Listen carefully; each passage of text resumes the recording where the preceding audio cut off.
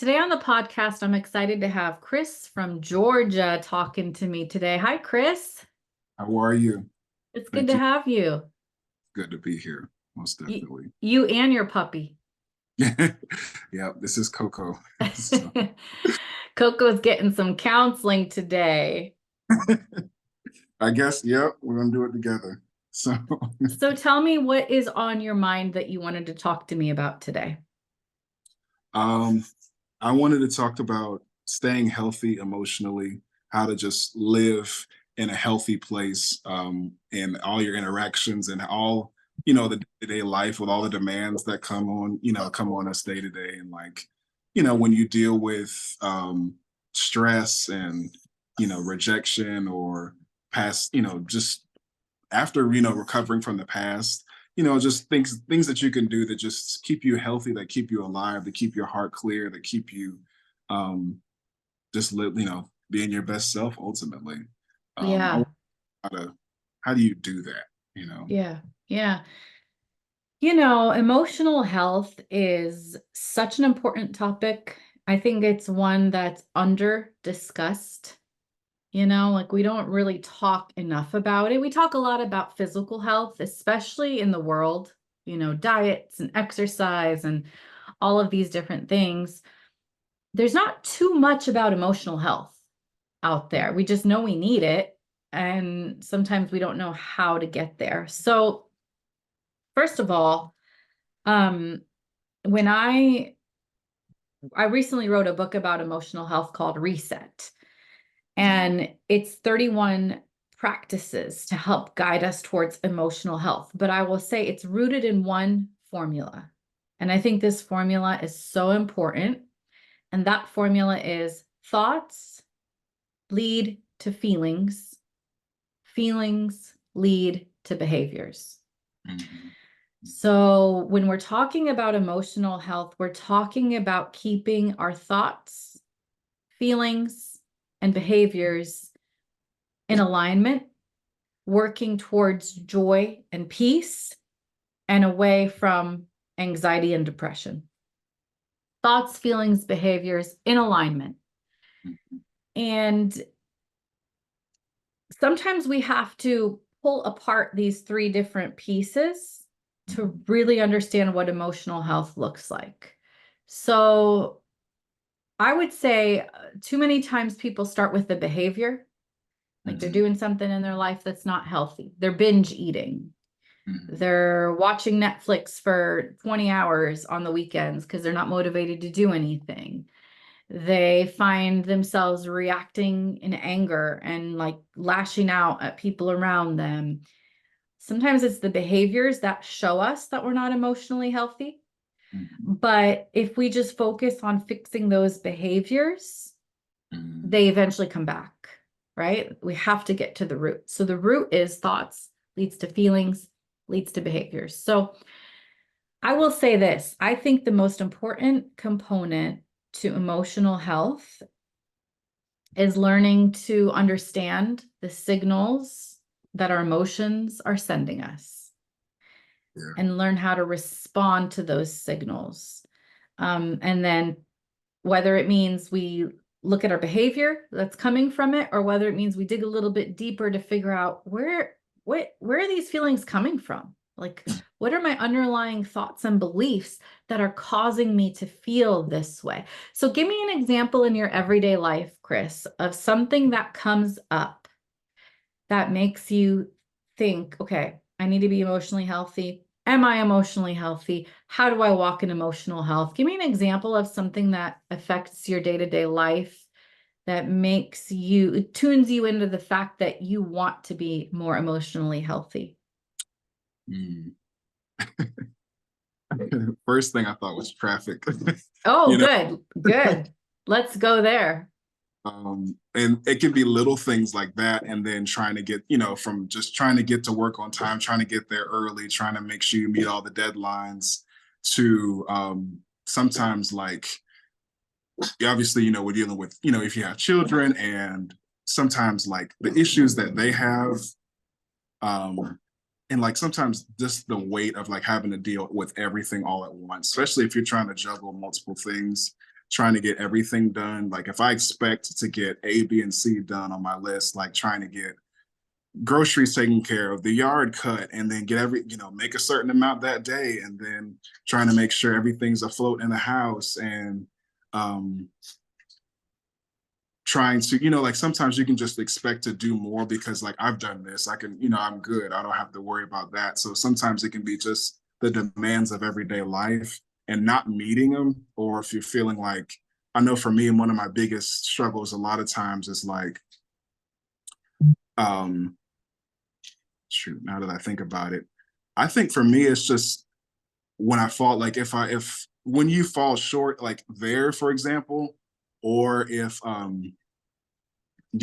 sometimes dealing with other people and they may have their issues, and sometimes I may meet my mark and I may do good, but then you may, dealing with other people, sometimes you may have like, maybe they may not feel that great about how they're doing in their life. And then they start to compare, or they start to, you start to nitpick and start to see like, oh, it's not as good as what, like just sometimes just realizing like when there's those measures and when you're already trying to meet your own regular deadlines and your own expectations, but then when you have others who have wherever their measuring stick is, and then and then when you have dealing with that and feeling like, oh, I'm good, and then all of a sudden you have the um, sometimes you deal with comparison, and I'm like, this wasn't even an issue for me up until um, someone comes in, starts measuring, or if they don't feel good about themselves, then sometimes they can take it out on you, and then I fight not to take it personally, and so I fight not to think like, oh, well,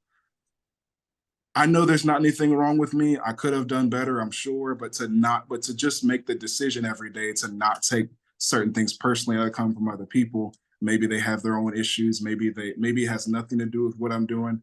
Maybe it does have something to do with how I did, or like I think the biggest issue I think comes from when you fall short, like how that's handled. Because I know that, especially as a believer, like you trust in Jesus for your everything, and but it's not like that out there in the world. Like it's not like that in regular life. It's not like that with other people.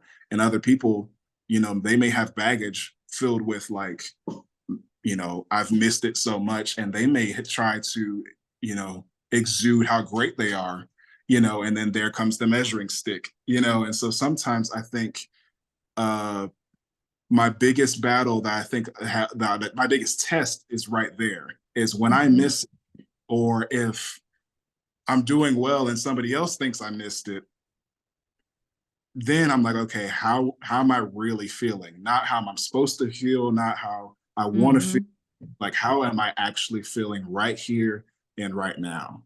You know?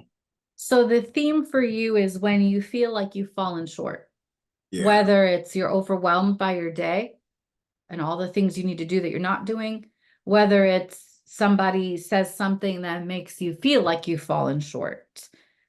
That's kind of your sore spot. yeah, yeah.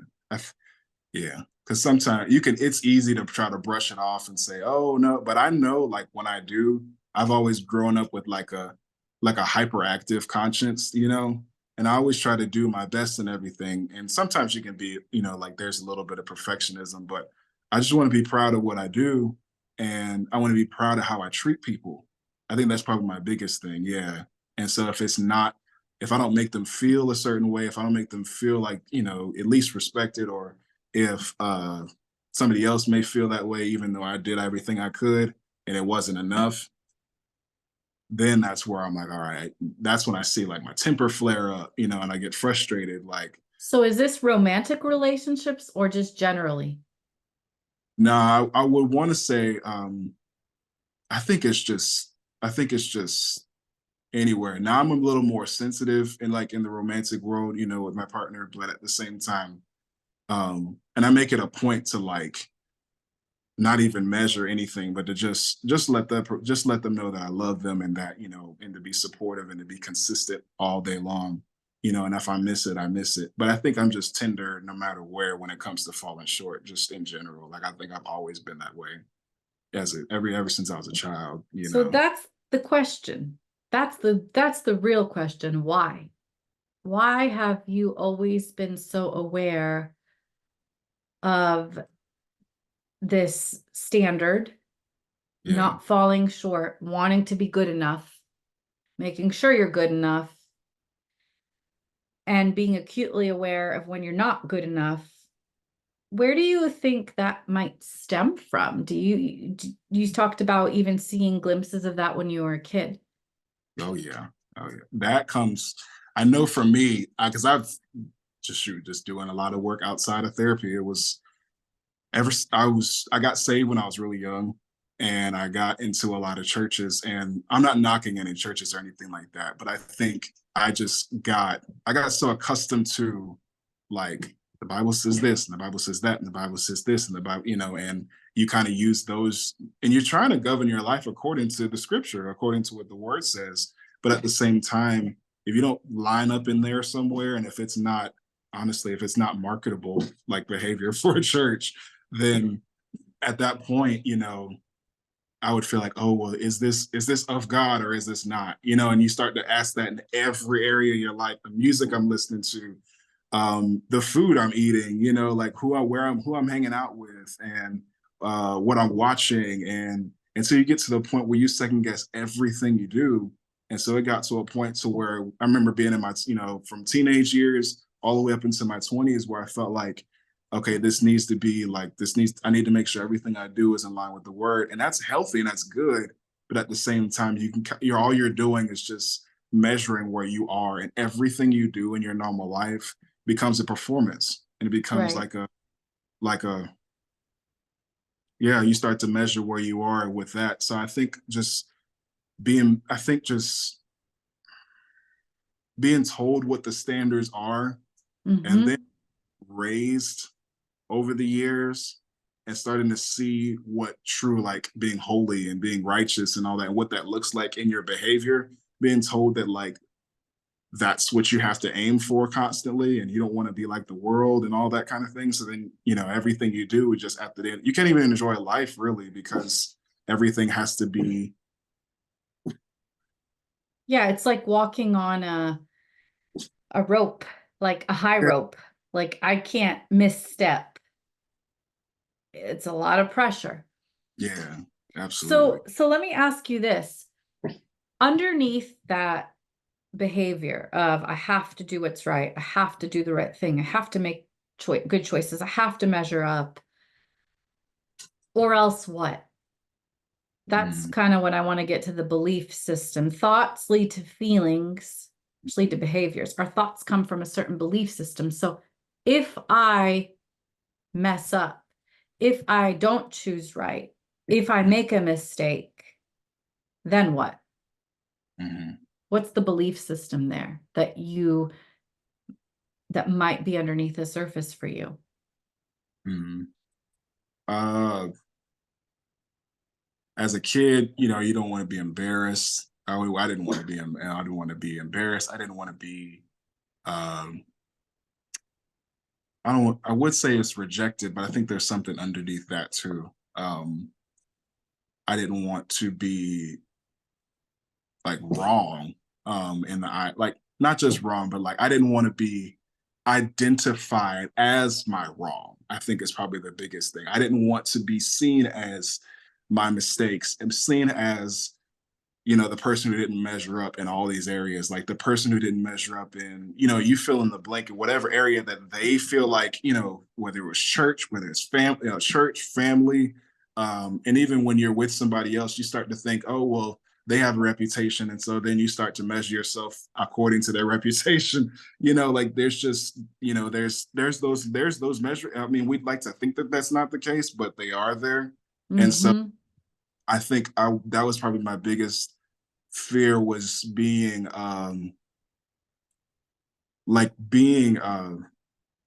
maybe losing out on some of the blessings in my life because of, just not being according to what the church would see as good enough. Missing, not just missing out on certain good, but I think the biggest thing was just being seen, like the shame, I think, is the biggest thing. The shame Mm-hmm. being what I did, and not being seen as for who I really am. And so a lot of times, I know a lot of men go through that. They like to there's a lot of performance in their marriage, in especially in their jobs, because they want to see, they want their what they've done to be reflective of who they are.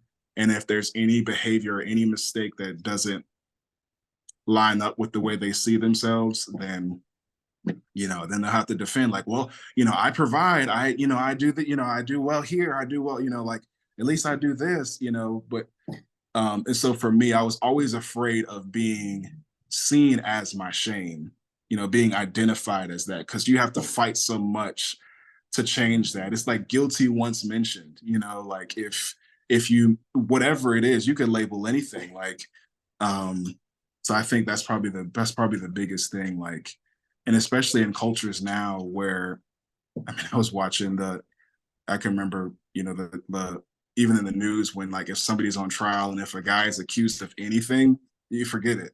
Like, at that point, they are identified as that, and you can't get away from it. And especially if you're in ministry, then, I mean, once there's any accusation or thrown around, I might even know. Like, a lot of times, I'm good when I'm alone, but when I start hearing all the chatter and you start hearing, oh well, they did, all of that, then you are identified as whatever label that they come up with. I just feared that so much, and I would do everything in my power. I couldn't even be close and have certain relationships. I was always cautious growing up because I didn't want to be identified by, you know, uh, they say, oh, he has a bad temper, or he's rude, or he's, uh, or with guys in church, it's always some sexual sin. And so then you're tied to that. And that may not even be the case, but they will tie you as that, along with several others. I'm thinking, Mm-hmm. I love Rabbi Zacharias, but you mentioned that name now, and you can't even, what I mean? And so it's the same way growing up. I was always like, but look at everything great that he did, and look at what an awesome figure and how much he helped us. But people toss that in the trash once they hear the mention of some sin, you know, as I Mm-hmm. growing, as a person, you know. So for to you, it almost has been taken to the degree that you feel like you almost have to be perfect. Like there can't even be a hint of anything that could bring you down. And it takes your performance based value to the next level. Mhm. I mean, I'm almost hearing that, and I use this term loosely. Okay, I don't mean this in a clinical way. I just mean this in a descriptive way. I almost hear you're a little OCD about what you Yeah. do and don't do and how you do it or don't do it because of fear that it's going to mar your reputation somehow. Mhm. And it wasn't always that way, Did but something ever happen to someone close to you that makes you so acutely aware of like reputation, performance? um, I don't want to say, but it would happen to people that I knew, but then it also would happen to me, and I didn't even know it. Where some rumor would come out, whether it be when I first started working in school, as a teenager, um, like, I'd be good and I would excel and I'm doing well and I'm making more money than I ever did. Like, everything's good and I'm fine. But once I start hearing, shoot, I'm trying to go back and remember, think about, the stuff that I was told growing up, like, um, gosh, like, even with guys, there it used to be being seen as soft, so then you try to overexert being hard. Or on the other hand, if you are rough and rugged, then they see you as, oh, you don't care about, you're callous, you're inconsiderate. You can't win one way or the other. And then if you're uh then if you're with a significant other, and then I got older and I was in my 20s and stuff, and then they start to measure how you are based off of, then a lot of times they'll just go to the woman and hear, like, give me the tea, and once you hear, and then a lot of times it's just, a lot of times, in a lot of conversations, they'll just mention everything bad that the guy does. And so then they'll go down the list and, like, that's what you're identified as. And I saw that happen, with my parents growing up. Like, I saw that happen with a lot of couples that were in my family, and then the couples that my parents were friends with. I saw that as a child, where just the man is thrown under the bus because they're identified by what they did bad. You know, Mm-hmm. you can't, never mind their heart, their characteristics, their qualities that make them them, never mind like their interests and, you know, just them as a person. It's like there's just not on the table anymore. It's just how bad was it? You know, how many did they cheat? How many times did they cheat? You know, like that whole thing. And so Yeah, guys I that get have, all that. I get all that, but I feel like what you're talking about is things in your life that are even more minor. mm, Like it, unless there's something you're not telling me, it sounds like what you're referring to is like your day-to-day life and just wanting to be above rapport. mm, Is that what you're referring to? Like trying really hard to do the right thing and the pressure of doing the right thing. Do you feel like you're doing the right thing in this season of life? shoot, it depends on who you. I mean, for me, I think absolutely. But if you ask other people around, they're gonna have their opinion. Everybody's got an opinion about everything. It feels like, um, but I think for me now, what happens, I'll weigh. Shoot, I'm trying to think of like I'm trying to find what the root is because there's always a root to everything. You know, like it doesn't just come up out of nowhere. Mm-hmm. Um, Like to but me, you seem hyper aware of what other people think and feel and how they measure you and what they think of you. You seem much more aware of that mm, than maybe the next guy. mm, yeah, And clearly there's a reason. Like you're not just oh, like I don't walk around throughout my day thinking, okay, I got to be careful because I don't want this person to think this of me or that person to think that of me or throw my reputation under the bus or like I don't walk around thinking that way because I haven't had experiences that have triggered that alarm in me. yeah.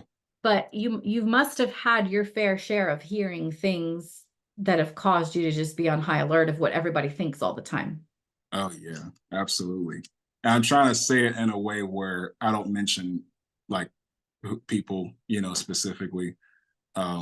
But Oh, you yeah. can mention people, you just don't have to mention names. So because like there's some that are so specific that like if I say like people will know. I'm thinking about it, especially if they go and they watch this later. Um, but yeah, I can remember being called like everything but child of God, you know, growing up. And I can remember, you know, because if I made a mistake, like I can remember being, you're a hypocrite, you're, you know, you know, all the swear words, you can name them all, you know. I can remember being told I was a child that wasn't wanted, you know, all these kinds of things. And then what you do, so sometimes getting older, what I did was I tried to be the kind of kid that my family could be proud of. Yeah. And even though deep So down, now it's coming, now I'm understanding where you're coming from. There's a yeah, lot of childhood wounds that have led you to the place where you're at today, where your value was based on what you did and didn't do, mhm. where there was a lot of shame heaped at you when you didn't measure up. Oh yeah. Oh yeah. And I don't want to pin everything on like what I was around growing up because it's one thing to hear it, it's another thing to choose to believe it. And I did. I chose to believe that, you know, being told you can't do anything right, you know, all those things. And then you translate that into relationships, you know, in my 20s. And then you know, I didn't want to hear that or anything like that. I didn't want to be criticized because, Right, you right. know, I can remember. See, that's where your sore spot is. It's when you have a deep sore spot of shame. Yeah. Back then it was legitimate shame heaped on you. You're not good enough, every name in the book. That's legitimate shame where somebody is heaping shame on you and you feel like something is wrong with you. Mhm. You feel like you're not good enough. You feel like you don't measure up. But fast forward in adulthood, somebody could be say something so benign like, I'm not a fan of that green shirt on you. And it hits that sore spot of, whoa, that's like painful, even though it's something really benign. Or maybe you should take a left instead of a right to get to the restaurant. And Mm, whoa, like that feels painful because it's hitting that sore spot of shame that something's wrong with me. I'm not good enough. I'm not measuring up to your standard. And so that's probably where your trigger is. Whenever you feel like somebody is suggesting something, giving you some sort of feedback, whether it's true or not, mhm, that may make you feel, kind of bring you back to that childhood place of feeling shame. mhm. Yeah, I think I'm sorry, I didn't mean to cut you off. Oh no, go ahead, tell me what you think. I do, and I'm now I can see it obviously, most definitely, but I think I have had people who they, for lack of a better phrase, they would get off on correcting me. And not only that, but it was they would feel so great in their role, like they feel like they had a role now because of what there's healthy corrections, there's healthy constructive criticism, but for them they just wanted to. But what I've been around people who, all to the point where people, even relationally, where they only felt better about themselves to the extent that they could find something wrong with me. It Yeah, was a professional setting where there's like, oh, I could do this better. Like, right. oh, because there's nothing I do that's perfect, and I would love to, I want to be the best that I can. So I love, if there's people I trust, if there's people that I know are to care about me, so they want to help me get better. I welcome that always. But Yeah, I've into some toxic. I've been really close to toxicity to a point to where they, like, even out of their own mouth, eventually that same person who came off gently, as you were saying, like, you should do this, you should do that, it went all the way into, um like, you're the biggest mistake I've ever made, you're worthless. Like, those same people saying that out of their same mouths. yeah, And people who say, oh, I love, like, that they loved me, and that they were, I'm your biggest fan, and I got your back, and that kind of thing, were the same ones who dealt the biggest wounds because I leaned on them. And so I'm thinking, okay, clearly I must not have seen something. Clearly I must have, you know what I mean? Like, clearly I was missing it somewhere. And I mean, I get that I can miss it, and that's fine. But to be identified as it, and then being shamed, and then being rejected because of it, I think was one of those things where I'm like, all right, yeah. uh, I don't know if I don't know if I can really move past that. I mean, I Well, can, here's but the thing. Here's the thing. This is where it's confusing, especially in childhood, because what you're describing to me, I would put in the category of emotional abuse.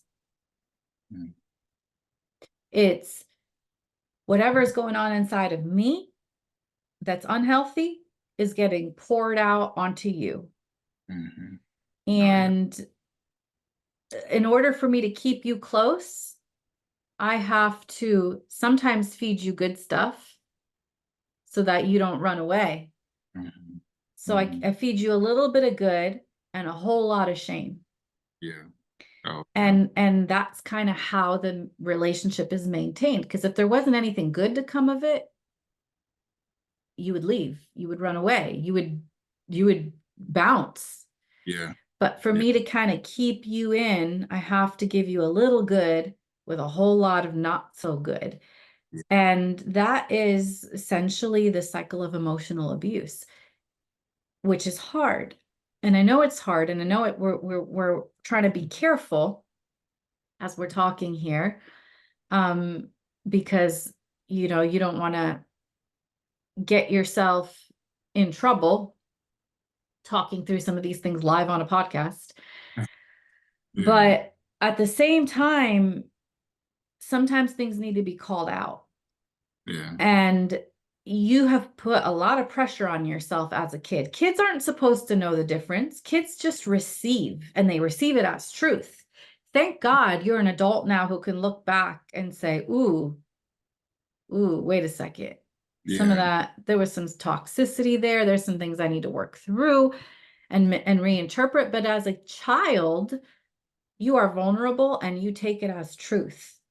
And Hmm. that's why the Bible says, if you cause one of these little ones to stumble, it's not going to be good for you, because children don't have the capacity to see what they need to see through the eyes of God at a young age. We have to rely on our caregivers, Yeah. grown-ups, parents, people around us to speak truth into us.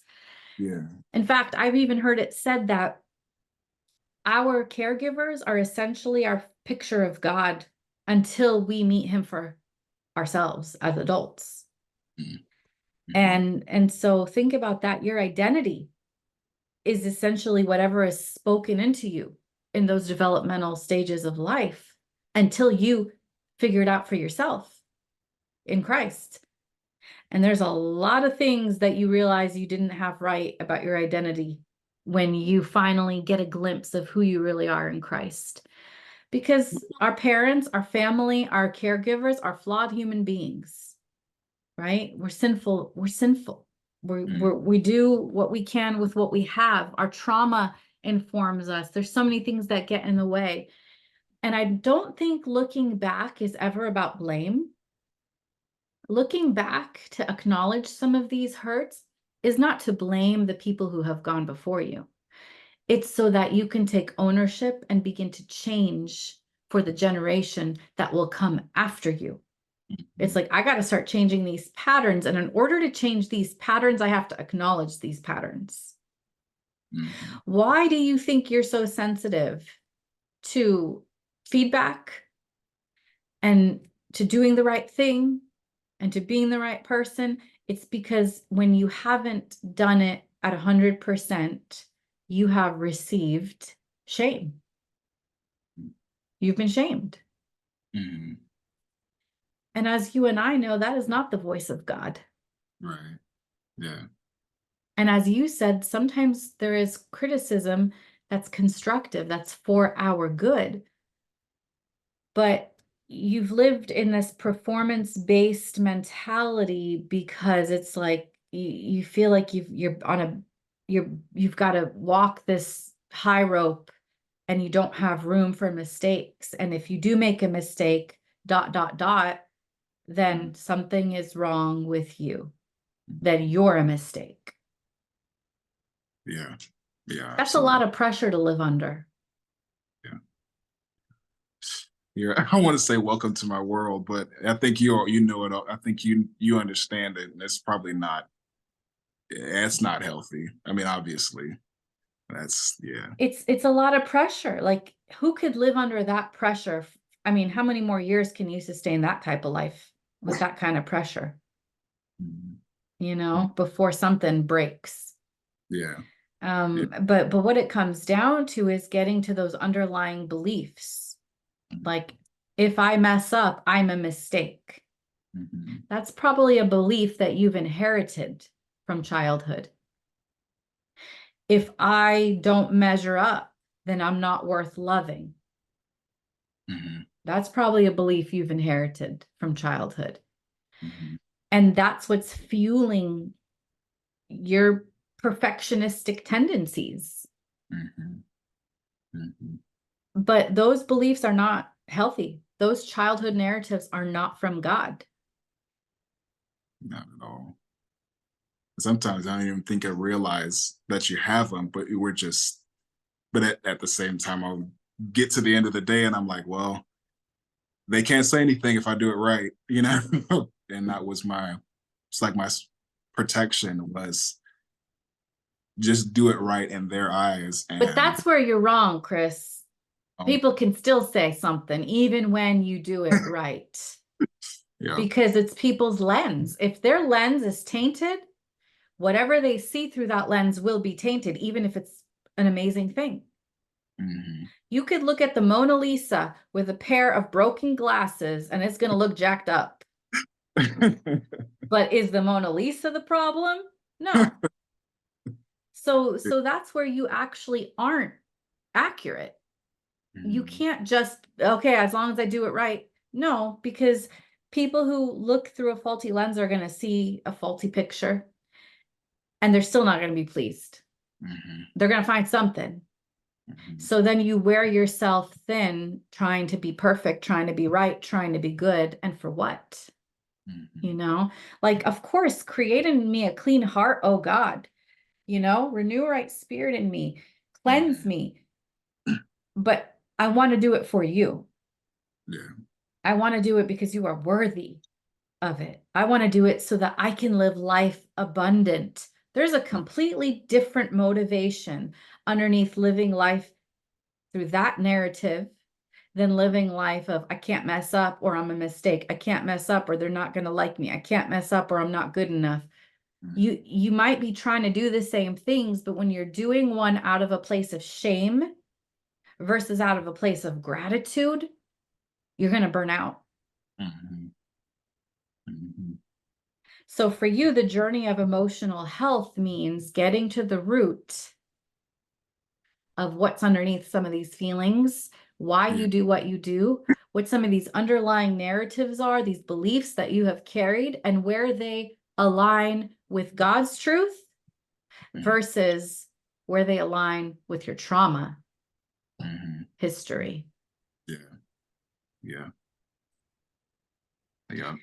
So whenever a feeling comes up of unworthiness, of fear, of frustration, it's like, okay, this is a signal. What's going on inside of me? What am I believing about myself? Is this aligned to truth or is this aligned to my trauma?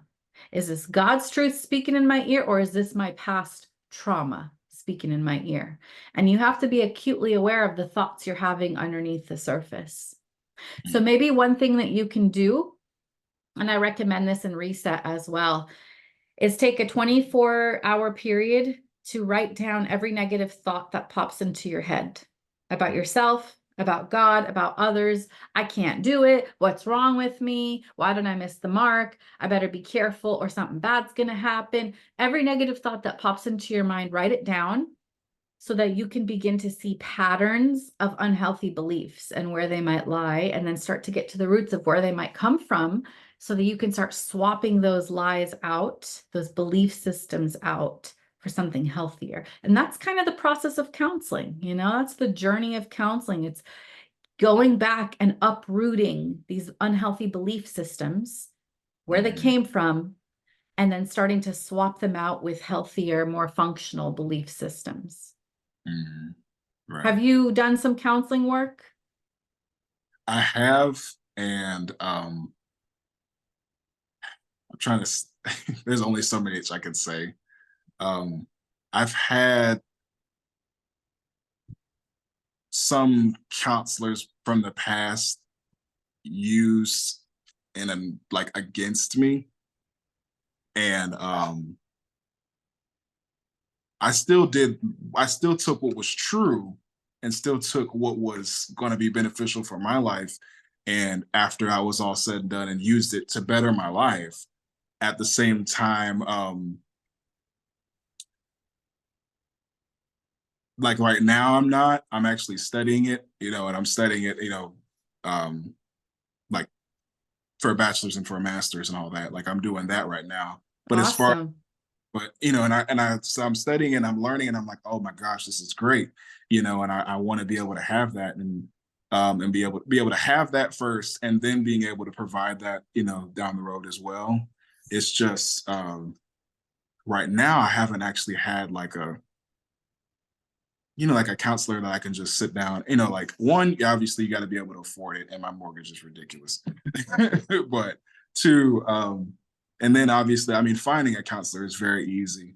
I just haven't done it because I've been working on all that stuff, working 2 and 3 Yeah. jobs, trying to do all this other stuff. And so sometimes in my face is always these standards so much to the point where I don't actually take time to, I'm not able to like take time to reset and remember who I am and remember what the truths are that I need to still believe and still remind myself of, and to use those truths to replace the things that I was specifically told, because I can hear the dialogue even now. Right.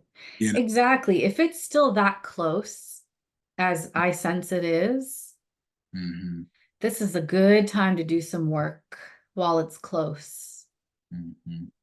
This is a good time to catch some of that and deal with it Hmm. while the proximity of those thoughts are so near. And I do think, especially if you're studying to be a counselor, this is a good time to take advantage. And you probably know this, but our team has reduced rate counseling so that Hmm. you can work with somebody a little bit more affordably. Hmm. And I just think this is a good time for you to take that next level of work in your pursuit of emotional health, get the tools that you need for this season so Hmm. that you can kind of go with it, expedite the process, while it's fresh. Hmm. That's what and that's what tuned me in when I would listen to you, or when I would hear your videos, and when I would um find different ministry, like a couple ministries too, that were just preaching and sharing the same truths that I'm reminding myself of and believing, so that it would just be, that would be the core value that I know that I see myself as, and that will be the thing that I could actually use to replace the narrative that's accumulated over the last 30 years, Yeah, of people who specifically, because it's like you can hear what it was, who said it, when, and then how long I've believed that right. over time. And I know you're trying to be protective of, certain people in your life, but I also challenge you to look back and call it what it is. Be Yeah. able to say, you know what? This was blank. This was trauma. This was emotional abuse. This was toxicity, so that you can now face it Mm-hmm. and unpack it Mm-hmm. and deal with it. And I think this is an important part of your journey and your story, and an important part of emotional healing. Mm-hmm. Question I have for you before we go: how did you and I get connected? I think it was Instagram. I love You Instagram. Shoot, man. It was always the videos you shared were right along the same things that I was studying, and then even hearing your thought, your personality, and like how you approach life, and then some of the same anxiety, like I have that, and remember hearing you talk about it too, and just the way like you live life and carry yourself, and your mindset was very like complementary with the way I view things too. But I wanted to hear it from a female perspective who is in counseling, and I wanted to hear somebody who understood like those foundational truths that we have under the new covenant. I was hearing it in these videos, on Instagram, and I thought, man, this is dope. And I, I just started listening more and more, and it really came at a really great time in my life too, because I was already trying to do a lot of healing there. Yeah. Yeah, And good for you. yeah, I'm it was so proud of you. Have you read Reset yet? not all the way through. I've only All heard right. so. Just a little so far. Okay. Your homework is to go back and start reading through chapter by chapter. It's only a few minutes a day. But you are in school right now to be a counselor. Yeah, So yeah. once you're done and you're graduated, reach out to me. I think you're going to do an amazing job with your story. And once you heal, you're going to help so many others heal. So Mhm. stay in touch with me. I'd love to stay connected with you when you graduate, and give you a chance to help others heal as well. Thank you. Thank you. I appreciate your time to listen to me talk about all of the things we deal with life, all the battles. It is a pleasure. It's a privilege and an honor to get to know you and just be part of your journey, part of your story, part of your healing process. So thank you for trusting me. Thank you for making time for a conversation with me today. It was good to meet you, Chris. Absolutely. It's good to meet you too. Take Thank you. care. Bye-bye.